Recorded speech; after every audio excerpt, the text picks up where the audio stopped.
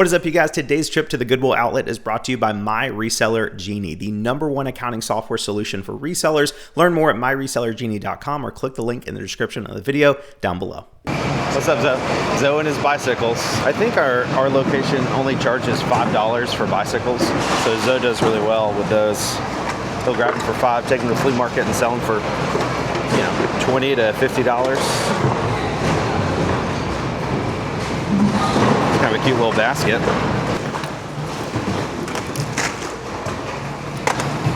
I think this is a Fossil bag. Yeah, Fossil. Look at that. Fossil keeper bag, I believe. Oh my gosh, look at this turtle. I thought it was a jelly cat with those eyes, but it's not. Oh my gosh.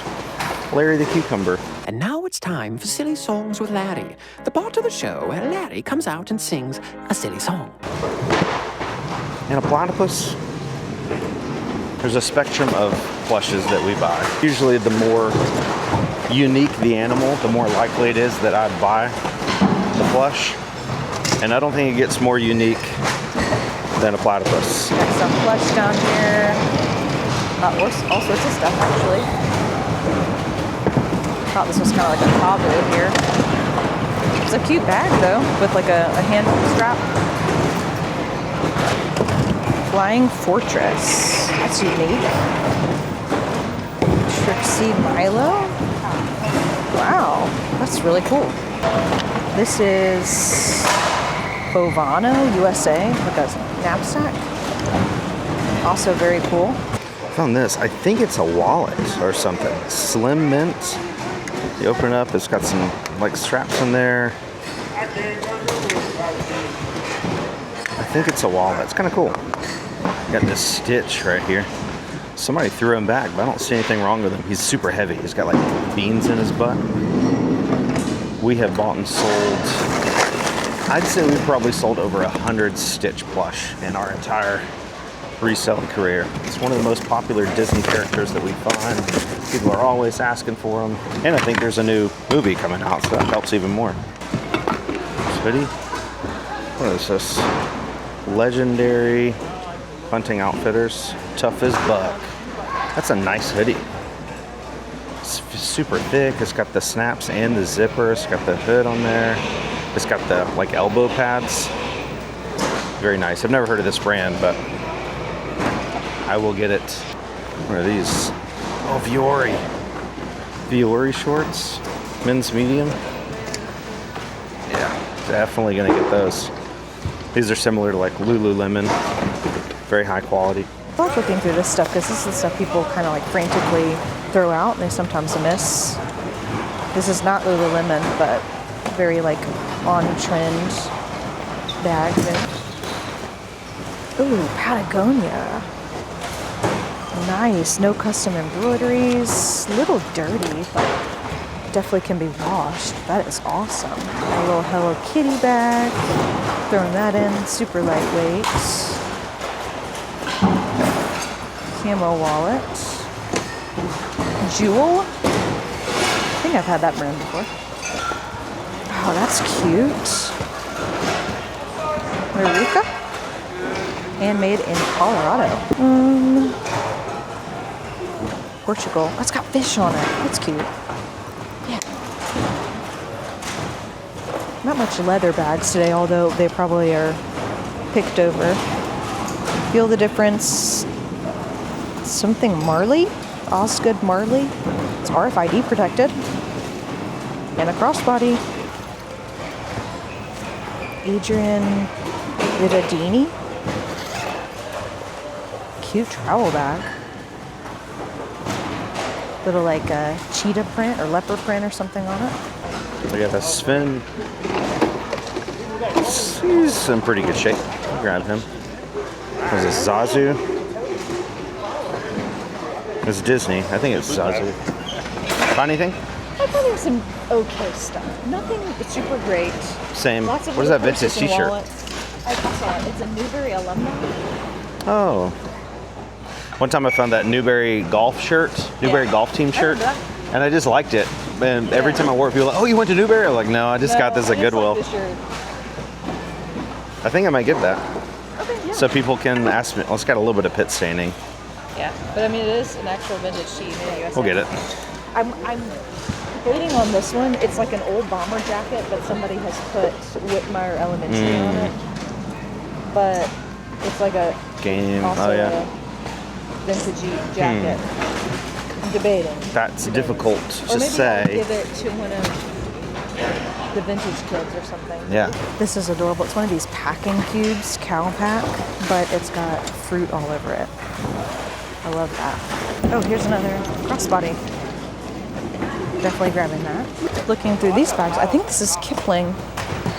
$5. Surprised it didn't sell for $5 at the Goodwill. Yeah. Since 2003. Maybe needs a good cleaning, a washing machine. Love picking up like handmade pottery. This one's like signed on the bottom. Really pretty. And then like a, this is like a ring dish or something?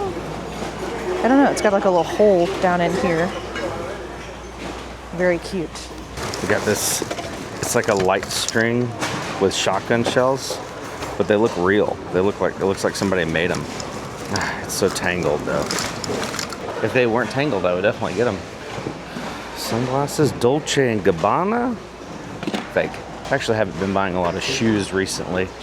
Selling and whatnot, they just, sometimes they do okay, but most of the times they don't. In last night's Whatnot show, we had, I don't know, like 400 people in the show. We ran a pair of Birkenstocks, and they went for like $8. I was like, man, we still made some money because they, we got them here at the bins. But like, this is a pair of Keens. Keen, like, actually, those are in bad shape. I might still buy some shoes if, I don't know, if they're like a big size or super lightweight or something. I think I'm gonna buy something I've never bought at the bins before. Got this Tempur-Pedic pillow. I know it's kind of weird buying a used pillow, but this thing looks super clean. Pretty sure you can wash it, and you can put a pillowcase on it. It's like the bare pillow. And Tempur-Pedic, oh, it's got, yeah, this is removable, so you can definitely wash it. And it feels very soft. It's kind of heavy though. I'd say it's probably 3 or 4 pounds, but I need a new pillow. What do you guys think? Would you use a pillow from the Goodwill bins? Big Squishmallow. Again, the Squishmallow market has definitely dropped for us, but this is really cute. Elephant with like the cute thing on the ears. I think I'll take a chance. It'll probably be like about $2 or so here. Here's a crochet bumblebee. I gotta go say hey to my friend here. Oh, well. Miss Jackie, Zoe's mom, just came and gave me this, and she said, I don't know if you're interested, but if you want it, you can have it. We got a granny square. Literally a granny square. Pink and green. We'll put it in there for now. We'll think about it. It's always super nice when people come and give us stuff that they've seen us buy in the past. Oh, look at that. That's funky. It's like a hippie bag. We sell these all the time. 100% cotton made in Nepal, so no brand. It's just like handmade. Look at that. Those cotton bags like that are very lightweight too, so they don't cost very much money. I thought this was a bed sheet at first, but once I open it up, it's a round tablecloth, and it's got like all of these like beautiful flowers on there with their, was that the Latin names? Passiflora colorea, blue passion flower, something, lily flowered azalea. It's really pretty.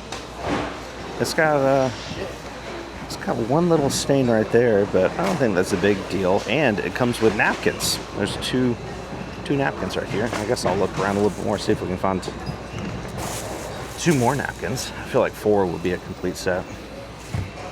There we go. Look at there.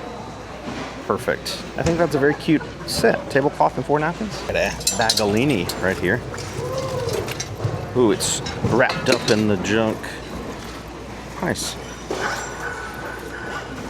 Bagolini. Oh, and it's like one of the adjust ones, so you could have it like this or like that or cattywampus, whichever way you want. I'm surprised it didn't sell. Goodwill only wanted $4.99 for it. I feel like, yeah, go for it. Sorry. I feel like somebody should have got that, but sometimes people just don't see things at Goodwill. Oh, it's a juicer. Eballoy juicer. I don't know what that's worth, but I just think it's interesting. I'm gonna get it. I got super excited. I searched Ebeloy juicer on eBay, and this is the first thing that came up. And I was like, oh, dang, this thing's going to be pretty good. But I noticed that these are like the full half lemon or whatever juicer.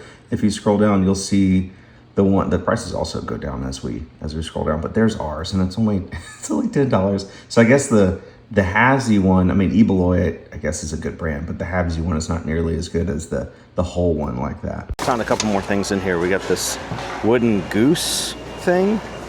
It's just like a hand-carved goose. He sits like that on the table. He's nice.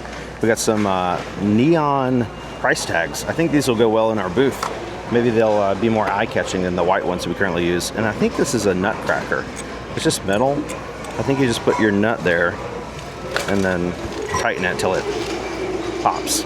I really want to get in this bin, but it's not cut. I was just wondering how people dug that deep with it not being cut. I don't know. I just. See, like, I want stuff in here. I just All right. can't reach it. I'll hold your feet.